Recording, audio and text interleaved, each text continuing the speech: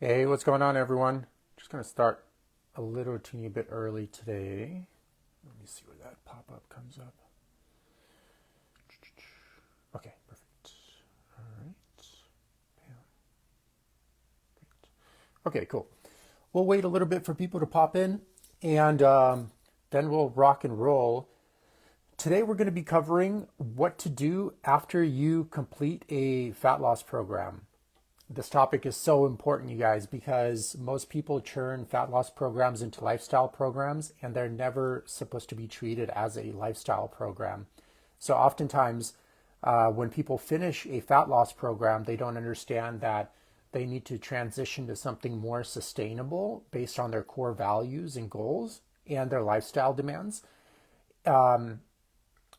and stay there basically for the rest of their life and not focus on continuing that fat loss phase. So we'll wait a second or two for people to jump in, and then we'll rock and roll. I got my notes here on the laptop so I don't forget to cover everything, and we'll cover it from there. So also, you guys remember, hey, David Larson is in the house. What's going on, David? I thought you would be fishing today or something.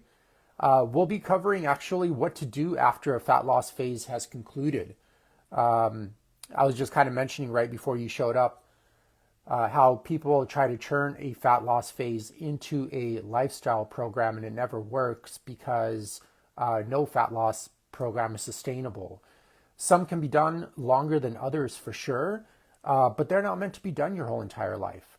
And people turn them into a lifestyle program. It just doesn't work that way. So, okay. So you guys, we'll get started. Let me just get a sip of coffee here and then we'll rock and roll.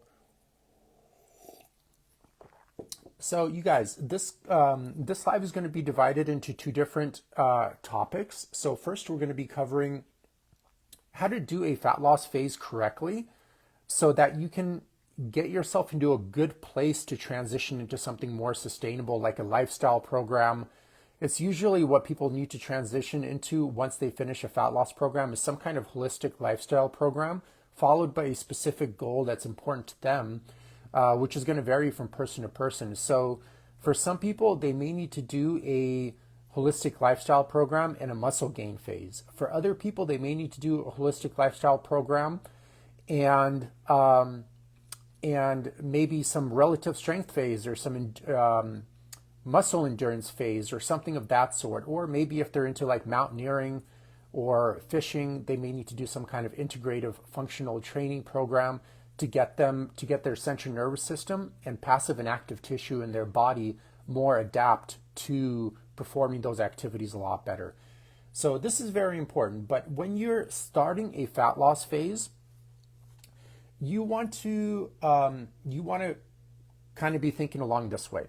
Fat loss programs have to be seen moreover as treatment plans. They're not something you're supposed to do for your whole entire life. You have to look at it as a treatment for excess body fat. And that is dependent from one person to another. Some people need to lose 10 pounds, some people need to lose 50 pounds, some people need to lose 100 pounds. And obviously, the more weight you need to lose, the longer you need to stay on a fat loss program. So if you're losing like 2 pounds a week, for example, and you need to lose 100 pounds, your fat loss phase will last maybe 50 weeks or maybe 45 weeks or something of that sort, depending at the pace you go at and stuff of that sort. But it's critically important to know, like, hey, I'm not going to stay in this program forever. These nutrition habits or lifestyle habits aren't going to be done forever. They just need to be done to get rid of my excess body fat. And that's so important. And personally, like, I like to be a little bit more aggressive and more structured and regimented on a fat loss program, but a lot more lax on a lifestyle program. And the reason for that too is you don't want to linger around a fat loss program for far too long, because from my experience now coaching people in this field for about 20 years or so, I found it's just not a sustainable lifestyle, and people kind of get burned out on the fat loss phase and then kind of usually return back to their old ways. So ideally, it's kind of like a fine balance, and you have to take it from, subject by subject, depending on their circumstance, or patient by patient rather. But generally, you want to finish the fat loss phase as fast as you can, and then again, transition the person into something far more sustainable, like a holistic lifestyle program, in conjunction with some kind of specific goal that the person has at their time in their that time in their life. So where to start? Let's just cover some very basic stuff, so that way you actually know how to begin a fat loss program to begin with. So first and foremost, you have to determine how much body fat you need to lose and your specific goals. So if you want to be super precise with this, you could get a thing called a DEXA scan done. And this is the gold standard for body fat testing. They're usually available in most like every city for the most part. And they're about $100. And basically you just lay down in a bed. You have to make an appointment always, but you lay down in a bed, kind of like something scans over you, and then you get a reading pretty much on the spot. And you can kind of determine how much body fat you need to lose based off that. You can say, well, for a male, you want to ideally be around like 10 or 12%. So if you're 20%, which is considered overweight for a male, or 25%, which is considered obese for a male, then you have like a good reference point of like, hey, I need to lose 20 pounds. Okay, if I lose 20 pounds, a good pace is about 1.5 to 1.2 pounds per week. That's not like overly aggressive, but that's not too easy as well. It keeps a good pace going. And a lot of people, of course, they want to lose weight quickly, have it melt off of them. This seems appealing, but there's a certain threshold. You don't want to lose it too quickly, because after a certain threshold, basically the difference of the loss is usually muscle mass. So yes, you are losing body fat for sure. And as long as you're losing body fat on any fat loss program, the systemic inflammation is going to go down in your body as well. So a lot of your metabolic health markers would improve as well. So if you struggle with like high blood pressure or high triglycerides, or maybe a low HDL, or maybe high resting blood glucose levels, those are extremely common in the US population. Usually 90% of Americans have at least two of these markers that are in the red or out of range, thus making them metabolically unhealthy. Of course, there are certain dietary changes you need to make as well to optimize the program for each individual. And remember, an important thing to consider is, like I always mention, there is no perfect nutrition plan. The only perfect nutrition plan is one that is built out specifically for you and your circumstance, and that's it. So try not to fall into it's very tempting, I know, because people often are looking for simple answers where not simple answers don't exist. Okay, human physical and mental health is some of the most complicated problems to solve. And to give you an idea, is like a lot of people, they don't know how to fix their car, and they take it to a mechanic. But a car is like far less complicated than mental illness or physical illness or chronic physical illness, for example. But yet they kind of feel confident enough to tackle that issue on their own. And it never works. And a lot of times, usually what happens is people kind of steer towards these kind of trendy diets or kind of gimmicky workout plans and stuff of that sort. So like the Blue Zone diet or the keto diet or the cockroach diet or whatever is popular these days. And it works short term, but because those diets are too cookie cutter, they don't customize to the individual person's core values, their digestive health, and their particular goals. And thus they might see short-term results, but usually kind of relapse and stuff of that sort. And it's mainly also because they're trying to use diet and exercise to manage the symptom of excess weight. And for pretty much the bulk majority of people, it doesn't work, because the problem is actually at the thinking and emotional dimension, and also an issue with poor education revolving sustainable health practices, like how to manage your biological body and your mental health. And thus they're not meeting the problem at the level of the problem, and they might see some short-term results. Like I'm sure you guys have seen so many of your friends over the years, they did this special diet and they lost so much weight, and then 2 years later they're more overweight than ever. And that's an indication that they're not meeting the problem at the level of the problem, and most always using diet and exercise to manage the symptom of excess weight, and most oftentimes doing it with some type of poor, unsustainable program as well, which compounds the problem, which makes it even that much more unsustainable. So again, first, when you're setting out your fat loss goal, make sure to determine how much body fat you need to lose, and then try to lose it in a sustainable way, because you don't want to lose too much muscle mass while doing the body fat journey, because then you kind of corner yourself into a low, you probably heard about it, but basal metabolic health, which is tough to rebound from, especially when you're very old. And it is possible, but it just takes a bit more effort. And also, in the initial phase, it would require too low of calories during your lifestyle phase, which some people could overcome, but a lot of people just end up going back to their poor eating habits. And now, because they gain weight at, let's say, 2,000 calories a day instead of 2,500 calories a day, they gain weight much easier, and then eventually they give up. Okay, so try not to lose weight too fast, and be good at calculating exactly how much weight you need to lose. I again saw really good results with clients just aiming for about like 1.2 to 1.5 pounds per week. Of course, if they're like 300 pounds or so, you can go for like 2 to 3 pounds for a while per week. And that's a good pace as well. But then, once they get into a more reasonable body weight, you can transition into more of the 1.5 to 1.2 range per week and stuff of that sort. So I would also, during the fat loss phase, highly encourage the person to focus on weight training as their main form of exercise. I would highly recommend avoiding, of course, you can go for walks and stuff like that. And, if running does make you feel beyond amazing, for sure, keep it in. But I would avoid using cardio as your main form of training, doing any high intensity training as well, like CrossFit or high intensity boot camps and stuff of that sort.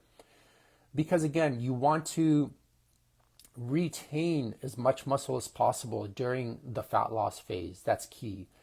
And considering people are in late stages of adrenal fatigue, the last thing they need is more burden on the adrenal system by doing high intensity training. And typically what burdens the adrenal system more from a training perspective, there are various things that could burden it in your life, such as a stressful job, stressful relationship, etc., etc. Harsh internal critic even at that, etc., etc. But from a training perspective, long distance cardio is very tough on the adrenal glands. High intensity boot camp courses where you do like one exercise and then jump into the next exercise and then go run over to a sled over here and push the sled for a while, etc., etc. Those kind of high intensity movements are quite stressful on the central nervous system, and in particular the adrenal glands as well. And courses of that sort. And of course, if a person is like very overweight rather, it's not advisable for them to do a lot of, or any cardio in my opinion, outside of just walking. Because remember, they don't even need to exercise to lose weight. I would highly recommend doing it, and I would highly recommend just focusing on weight training as your primary form of fitness. But they don't even need to exercise. And when you get a very overweight person to do all these like high intensity movements, a lot of cardio, etc., it's very taxing on their joints. What cardio machine do you recommend to use most? I think going for walks is probably the best. David asked, what cardio machine do you recommend to use most? And I'm answering probably, just going for walks outside is the best, because a lot of people hang out inside anyways. So getting outside can help their mental health as well and help reduce their stress.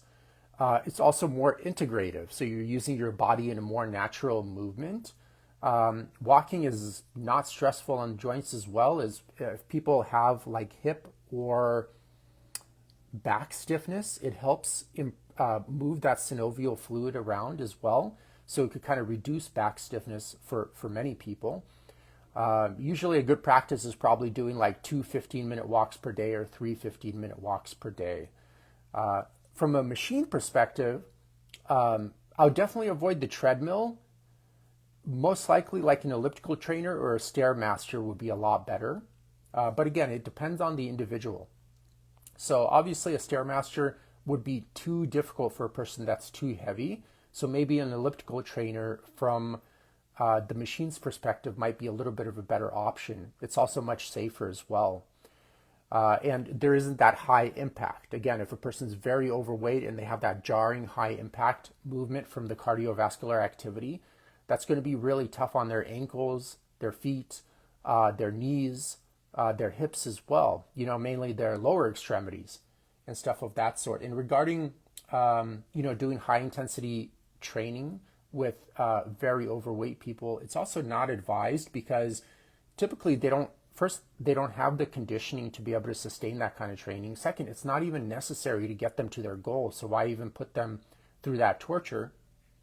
Third, if they don't have like good biomechanics and they're quite overweight, they create unnecessary amounts of shear tension on their joints, compressive tension, torsion as well.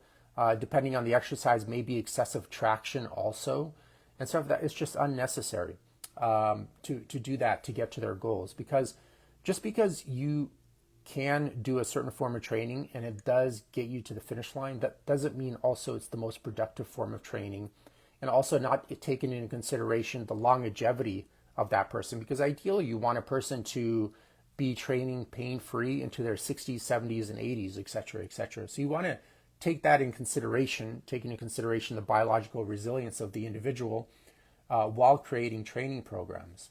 So again, first step to set yourself up for success in a fat loss program is determine how much weight you need to lose. You could do a DEXA scan.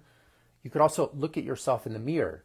Very cheap. It's not like super exact, but like, for example, if you have about an inch of excess body fat protruding from the belly line, you're most likely at around 20% body fat. If it's about like 2 inches, you're most likely around like 25% body fat or so.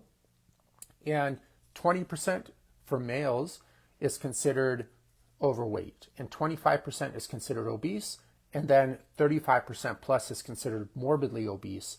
I think it should be 30% plus, but the standard measurement is 35% plus is considered morbidly obese. And basically you can determine, let's say you came in at 25%, then you can go, okay, I want to be at 12% as a male, which is a great number to be at. Then how much weight do I need to lose? And then I just divide that by, let's say 1.5 pounds per week. And then I determine how many weeks my program will take. Keeping in mind also that I do not want to do this fat loss program for my whole entire life. It must be viewed as a treatment plan. You're supposed to get treated for excess body fat and immediately transition into something more sustainable. That's so important. Do not stay stuck in a fat loss program. This is why I also recommend being more strict in a fat loss program so you can quickly get it out of the way and then for the rest of your life transition more into a holistic healthcare program plus some specific goal. That's so important to understand because a lot of people get that one wrong. Because they also think like, hey, I lost my body fat, that's the finish line and that's it, and stuff of that sort. That's it for managing the symptom of excess body weight. But now the real journey begins, and I'll explain what that is in a second. So let's see, when done. So again, like I mentioned, step 3. So let's say you finished your fat loss journey. Now the next step is to determine what your core values are in life. And again, this is going to vary from person to person. Just like I mentioned, there is no best nutrition plan. There's also no best workout plan. You just got to know the person's goals. You got to know their injury history, their movement competency, how good their balance is, etc. What do they have available? How does their schedule look like? And then kind of determine a plan based off that. For a lot of people, a good transition out of a fat loss plan would be to transition into a holistic lifestyle program plus a muscle gain for quite a while, and then kind of determine from that. And why I emphasize the muscle gain with a lot of my clients is simply because to have good metabolic health, to have good aesthetics, and also to make it easier for you to sustain a lean physique, you ideally want a lot of muscle with very little body fat. And by very little body fat, I mean like 10 to 12% range for a male. That's what I mean by a little bit of body fat, all right? So it's still a very healthy range. It's not like you're going to be like ripped to shreds, but you're going to be very lean at that point. And again, ideally you want as much muscle mass to as little body fat as possible, because this will help you at a hormonal level, but it would also help you at a metabolic health level to help balance out your resting blood glucose levels, help you also, most importantly, improve your basal metabolic rate. So the basal metabolic rate is basically determined, for the most part, how many calories you burn at rest. And that is highly dependent on how muscular you are, basically, okay? So the more muscle you have, the more calories you are burning at rest, and even more calories you are burning if you continue to stay physically active, which you kind of, for the most part, need to do to be able to sustain that muscle mass, because having a decent amount of muscle on your physique is not that natural for a human being, okay? Humans ideally are kind of like very thin and have like long, lengthy muscle tissue with a fairly low body fat percentage, you know? Because muscle is a very calorically demanding tissue, so it requires quite a bit of calories to sustain. And you have to understand that your central nervous system, which is kind of like your brain in your skull, for example, hasn't really changed in like 200 to 250,000 years. So it still thinks you're some caveman eating blueberries in some cave somewhere.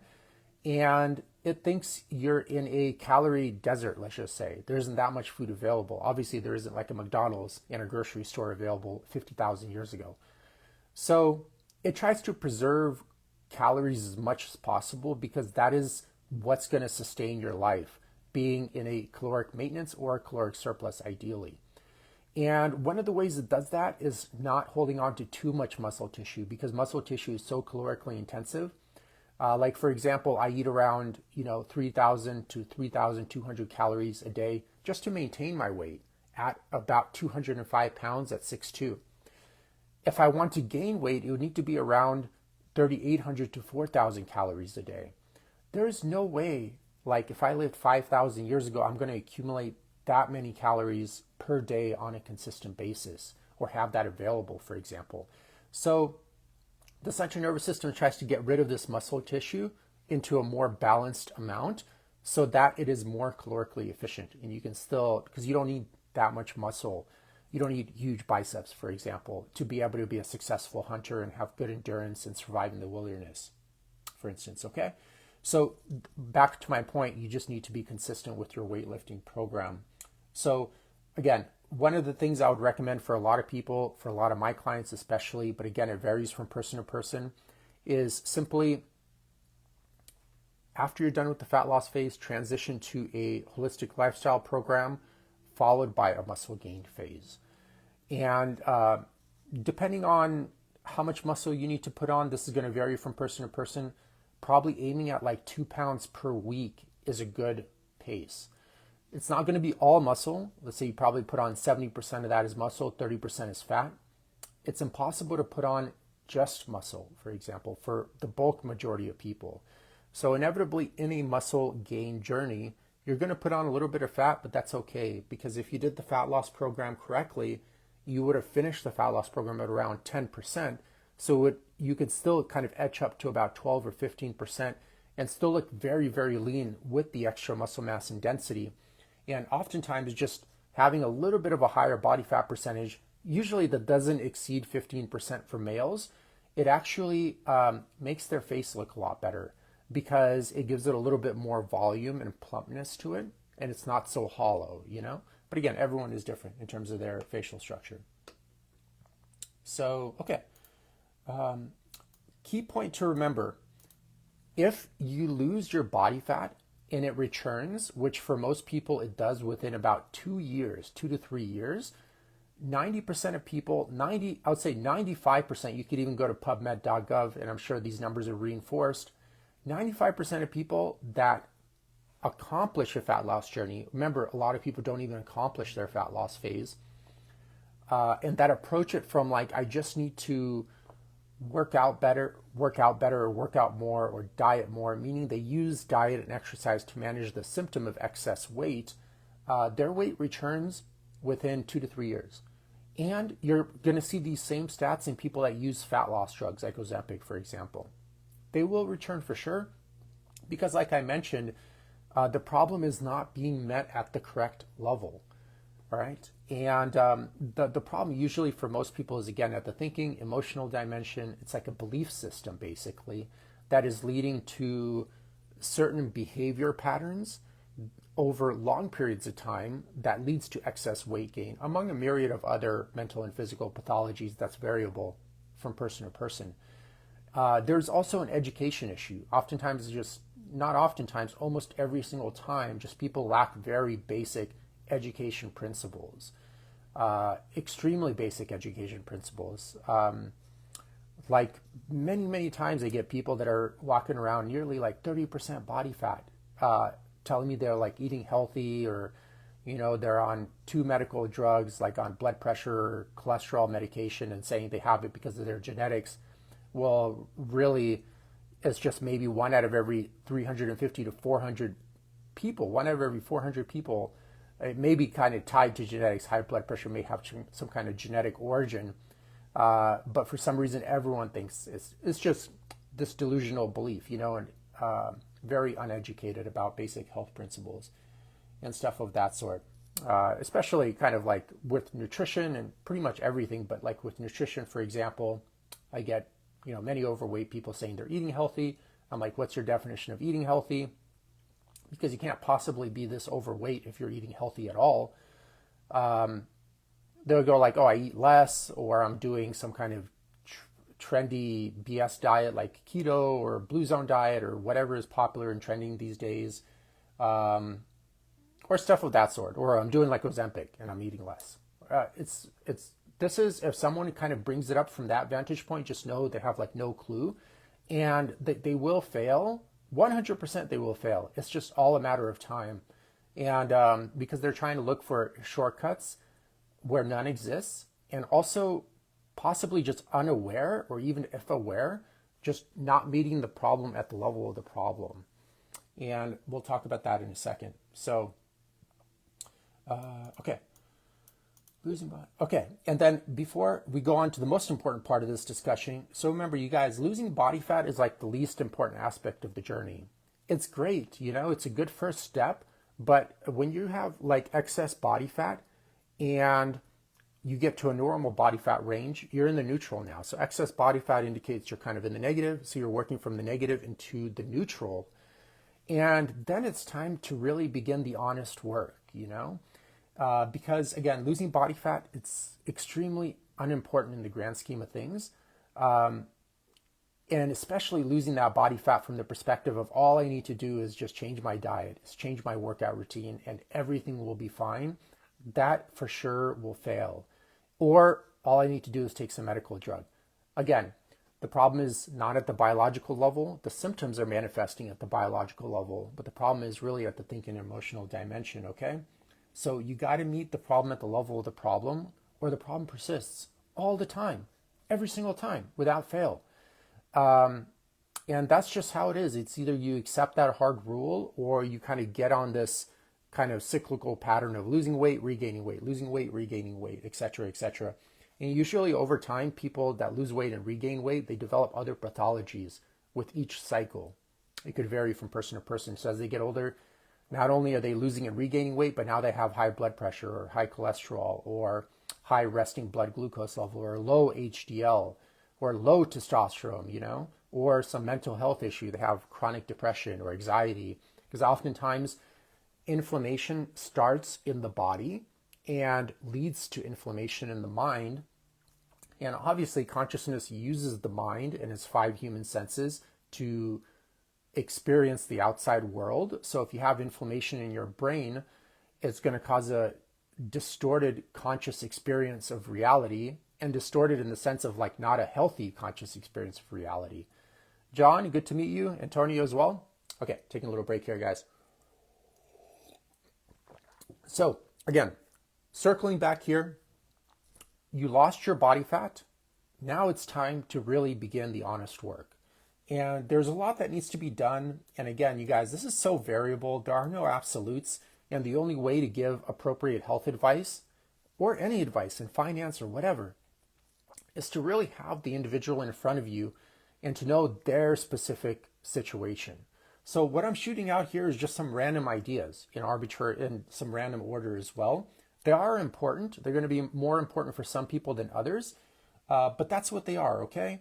So here are some things that you want to consider when you're trying to create lasting fat loss, meaning you lose the body fat and you just don't regain it for the rest of your life.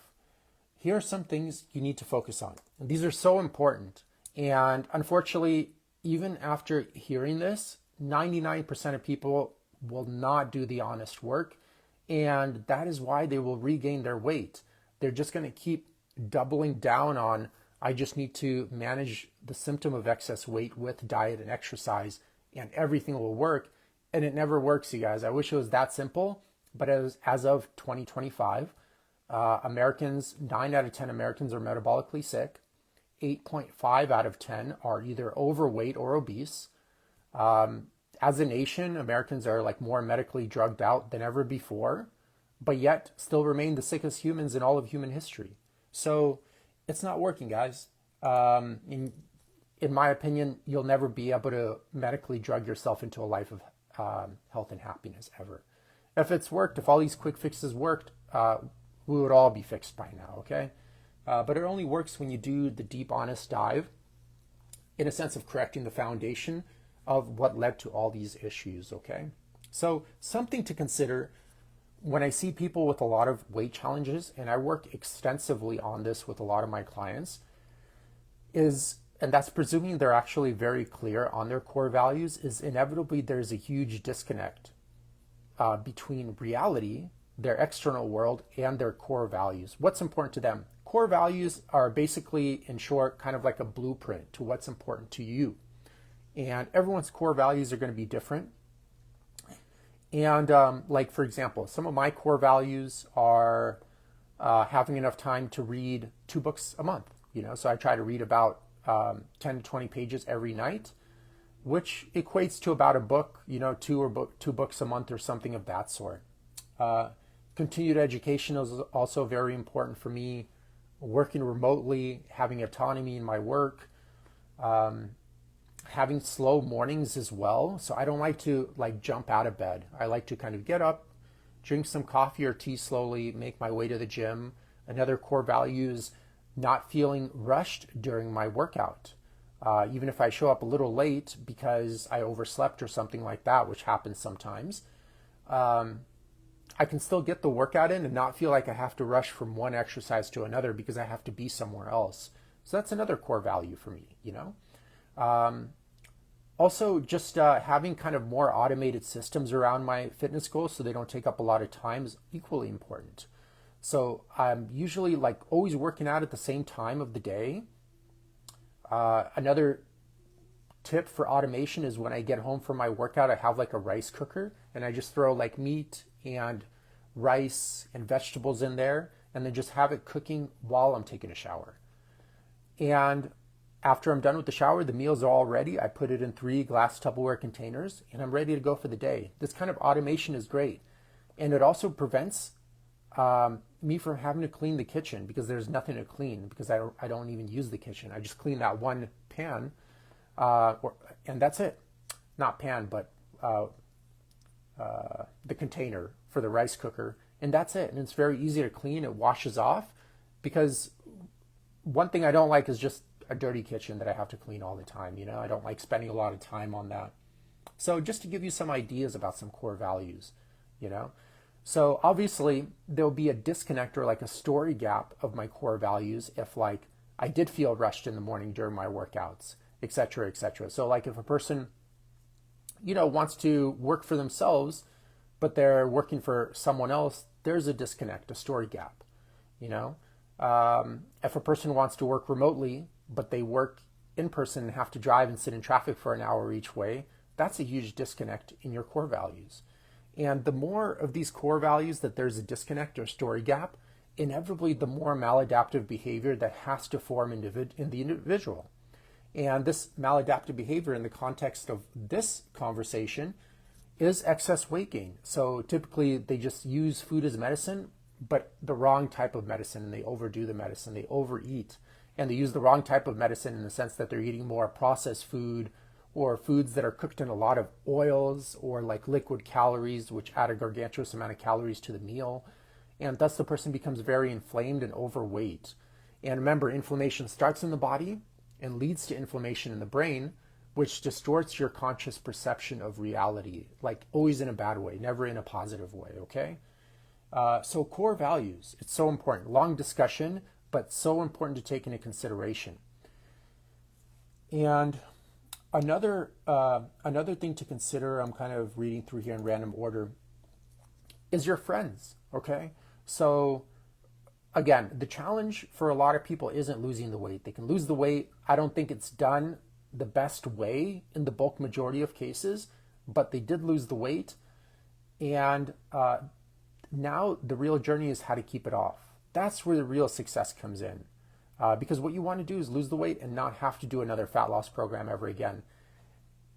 A good fat loss program is one where you don't have to do it ever again. It should be just done once in your life if you met the problem at its right level, okay? And another thing to consider during your lifestyle program, holistic lifestyle program, is your circle of friends. This is so important, and this oftentimes what contributes to people relapsing and regaining their weight is if, let's say 5 of your friends are all overweight, unless you're like very grounded, have done a lot of inner work, and can kind of put up that bubble and prevent that influence from affecting you, you're going to regain the weight. Like they're going to ask you to go to Disneyland or do this or go out and eat often or drink often and stuff of that sort. And you're going to be around that, and you're eventually going to start doing that because you are the sum of the 5 people you hang out with most. So if the 5 people you're hanging out with most are full of obesity, misery, and disease, it's not like they're bad people. I'm not saying that, but they've normalized obesity, misery, and disease in their life. That's going to influence your behavior as well, because the central nervous system oftentimes just try to mirror its environment to enhance its survival, okay? And that goes with family as well, you know what I mean? So that has an influence too. So that's something that needs to be looked at and to take into consideration, instead of like just, like blah, blah, blah, it's not going to affect. It is. All of these things will affect a person to some degree. It just, you have to determine to which degree, Let's see. Yeah, another thing to consider in preventing relapse is your work environment. So over 20 years of coaching, one pattern I've seen is oftentimes if a person loses their weight but stays in the same environment that they found all of this weight gain to occur, such as a work environment, for example, the chances of them relapsing is quite high, okay? Because inevitably there's something in that environment going on, something in their internal environment going on as well, for sure, but something in their internal environment with their interaction with their external environment that is leading to these weight challenges, okay? And there are a couple of ways that this could be approached, but oftentimes the easiest way is when people just change environments. So for example, as an extreme example, let's say a person went to a drug rehab center. You don't even need to be a PhD in psychology or cognitive behavior science to even understand this.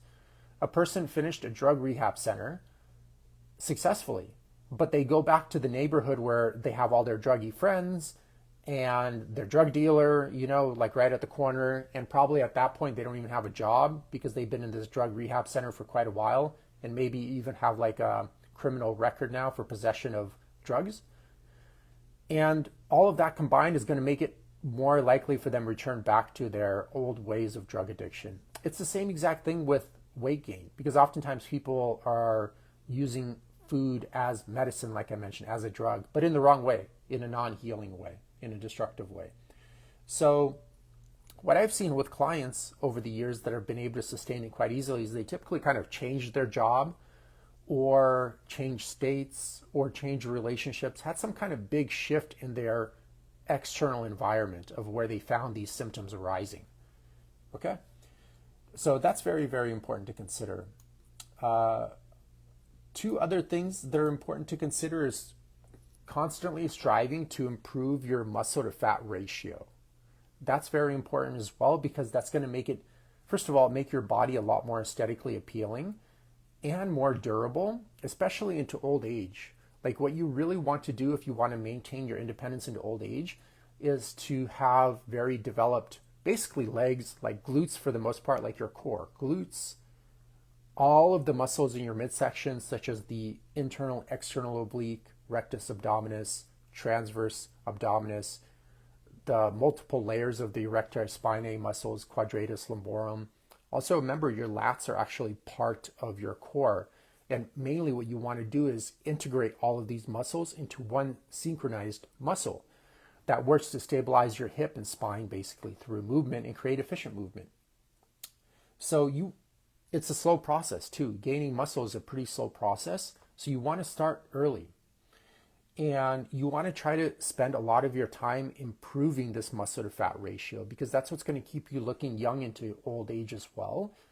Because if you notice, people that get into their 40s that typically have a high body fat percentage and a low muscle mass, they start looking very old very quickly and they start getting like saggy skin and kind of start looking like a shriveled prune for the most part.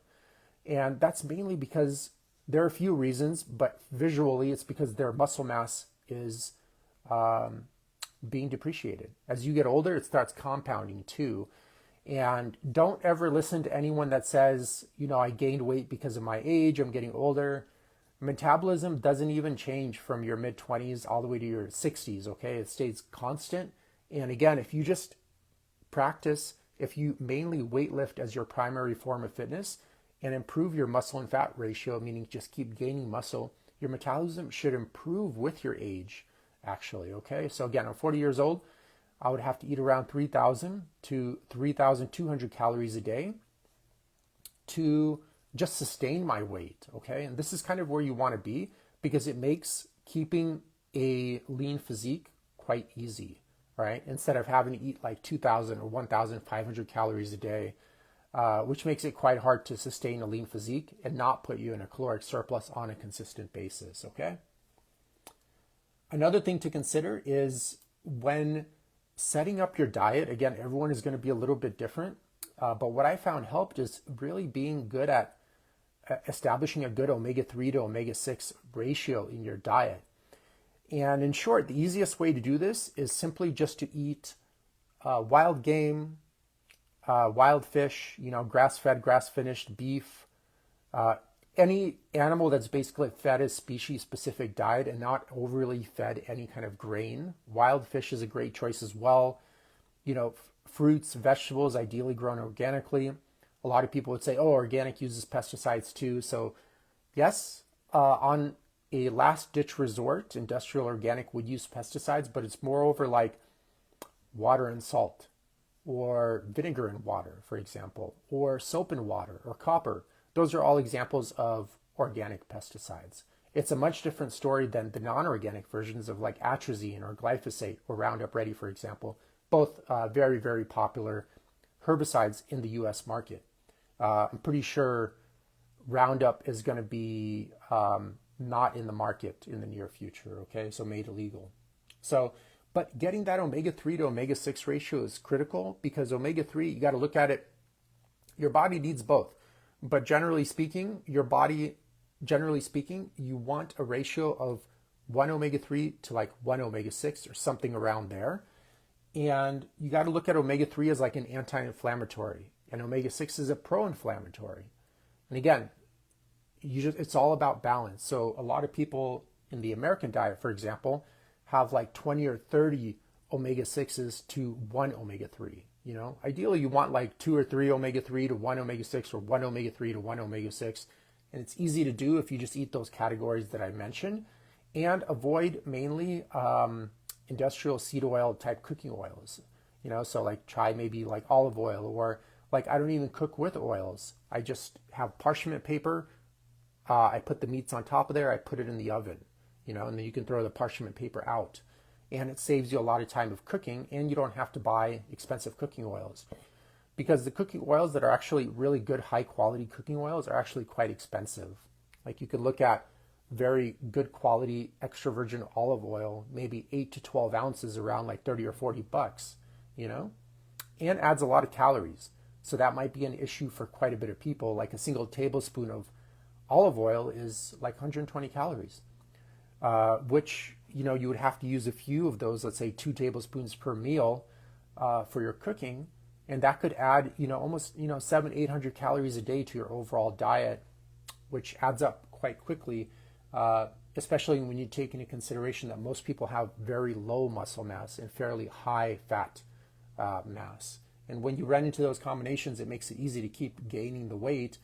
And then it creates like other cascading issues, like when your body fat goes up extensively, your body starts aromatizing as well, converting its testosterone into more estrogen. And then having that more estrogen present in the body makes it even more likely for you to keep gaining weight and stuff of that sort. So there are a lot of issues that go on. Okay. And another thing to consider, and this is going to be the last topic we're going to cover today in going on an honest journey. And again, guys, there's so many different topics to consider. I'm just kind of giving a glimpse of some things to kind of focus on.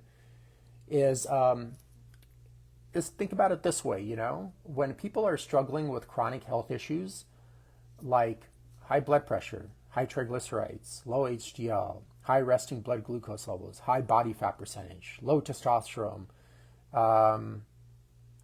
excess body weight, etc. These are all like symptoms at a biological level. But inevitably, there is a person that is doing certain behaviors over long periods of times that are leading to these symptoms at a biological level. So there's a belief system that needs to be changed, because in this belief system, there is a, like you could refer to it as a mind virus.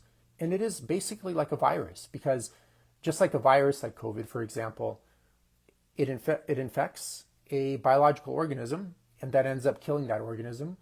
A belief system that doesn't facilitate health conscious choices leads to various behaviors that also end up killing that organism.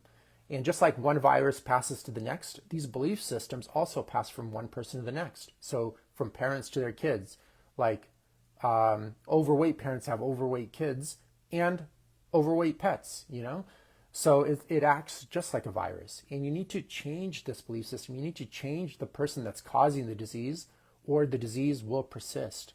And one way to look at it, and there are many ways to go about doing this, but I'm a huge fan of Stefan Walensky and approaching it from a quantum psychology perspective, is looking at people's different identities or personality types. And there are typically like 9 different personality types. You can do like an Enneagram test to determine your personality type, which you could view as your conditioned self. Okay? And this is basically through trial and error throughout many decades of your life or years of your life. This is basically the persona or personality you felt you had to create to survive in a conditional external world. So you kind of create certain masks and behaviors that allow you to keep your job, that allow you to be a law-abiding citizen, etc. You kind of like learn to wear certain masks, and be a certain actor and stuff of that sort. And when you look at that, it's like a lot of times people, their true identity doesn't have any issues. The issues are with their identities or with their false self or conditioned self, right? And a better way to explain that is to kind of understand the function of the central nervous system a little bit better. You guys remember, like I mentioned, the central nervous system, like I mentioned in a lot of lives, is basically your mind and your spinal cord, and then a bunch of nerves that kind of extend out to your muscle and organ tissue.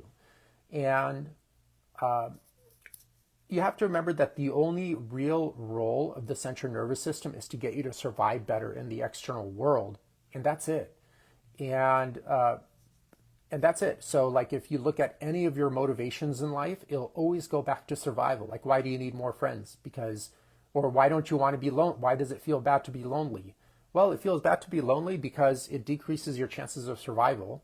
So over thousands and thousands or hundreds of thousands of years of evolution, your central nervous system has created this loneliness feel to seek out partnerships, to seek out a tribe, because humans are quite vulnerable when they're alone. So obviously it would enhance your survival. Small caveat there. There's a lot of nuance, because obviously you get with the wrong people, you could decrease your chances of survival.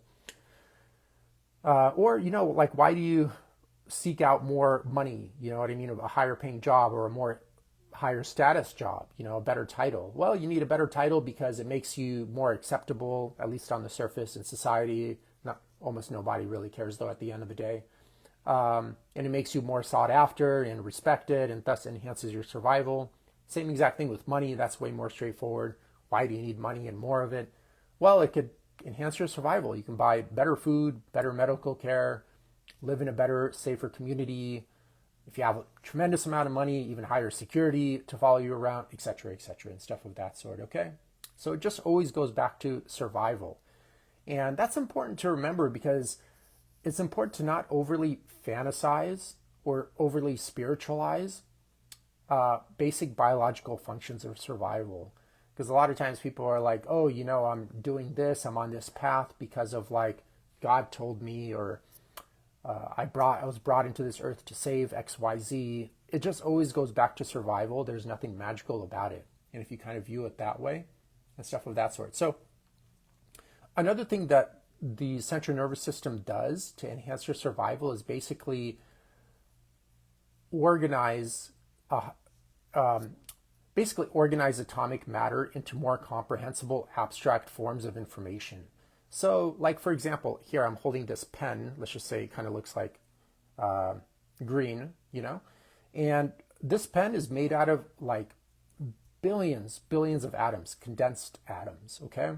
So why is it that I'm only seeing this, or you're only seeing this as a green pen? Why not like any other color, or any other shape? So the reason for that is that the central nervous system basically simplifies or dumbs down the external world so you can comprehend a little bit better and thus survive better. So for example, I got this from Donald Hoffman, which kind of opened my eyes to the study of human consciousness in general way back in 2007. You have like a word icon on your desktop, that W. You guys know it, everyone has used it.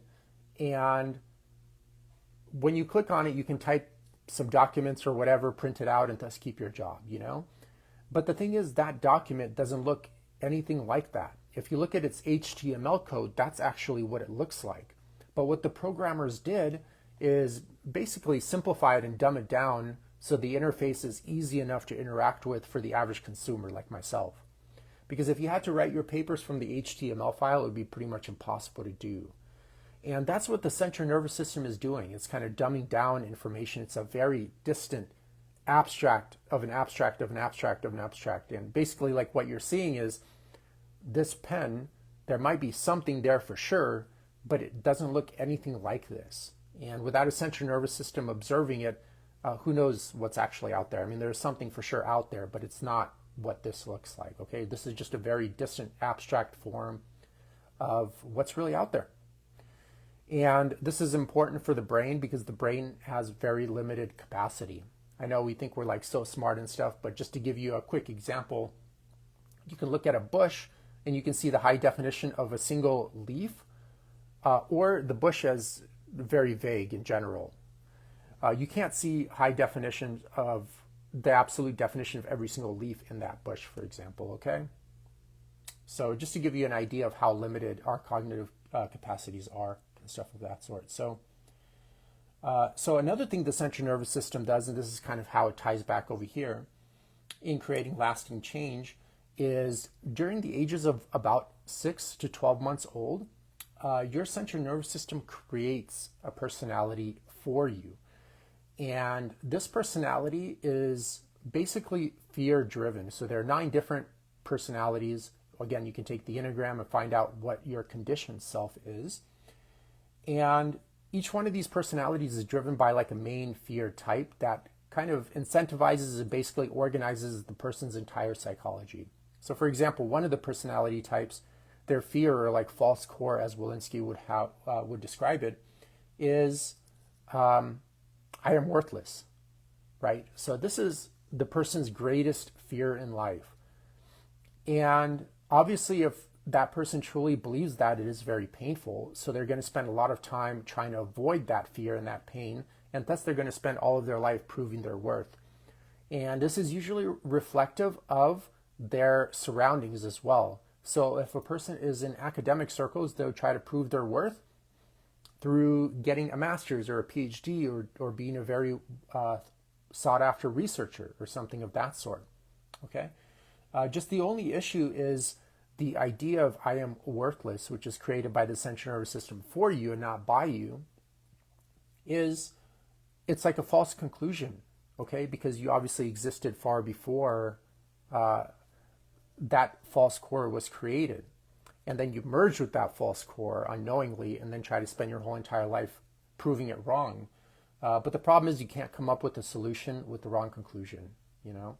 So the more this person tries to prove their worth, the more they reinforce the idea that they're worthless to begin with. Because whenever you're trying to strive for something, you have to deep down inside, like when you're trying to make more money, for example, you have to deep down inside kind of conclude that you don't have enough money currently or something of that sort. And thus you keep reinforcing the idea that that conclusion is correct where it is incorrect. And what happens then is, for sure, it could provide sugar highs at best and kind of relieve the pain in short term, but eventually it always comes back and stuff of that sort. So, and then eventually you get to a point in your life where you're like, how many of these cycles can I do? Because it's not going anywhere. It's like I achieve one thing and then it makes me happy for a little bit. And then I'm back to feeling empty. Then I have to do another thing, spend a few years trying to achieve that. It's probably pretty stressful to accomplish those things. And then it's nice for a little while, and then you're back to feeling empty, etc., etc. So, and then obviously this leads to core values, you know, like the wrong occupations, the wrong relationships, etc., etc., which lead to various maladaptive behavior, which lead to initially gaining weight, but then also the reoccurrence of this weight gain. Like a person can't keep it off, for example, okay? And they're trying this medical drug and this workout program and that diet program and stuff like that, and it doesn't seem to work long term because, again, they're not meeting the problem at the level of the problem. That's it. And we have like more diet plans now and workout plans and coaches and stuff of that sort than ever before, more medical drugs than ever before, but people are more overweight than ever before as well. So to give you an idea. So you guys, this is a long conversation. I just want to give you some ideas of how to look at things from a broader and multidimensional perspective to come to a concrete resolution of your issues. I'm going to take off pretty soon, but I just wanted to recommend two good books for you guys here. I picked this one up here, so Alan Watts, The Wisdom of Insecurity. It's a really great book. And then also, this book I've read already like 50 times, but highly recommended for anyone. The Way of the Human, Volume 2. There are 3 volumes here. I would recommend reading all of them. I think for most people, it would probably be easier to start with the second one, but you can go about it any way you feel suits you best. And that's it for today. So I hope that was informative and wishing you guys a good weekend, okay?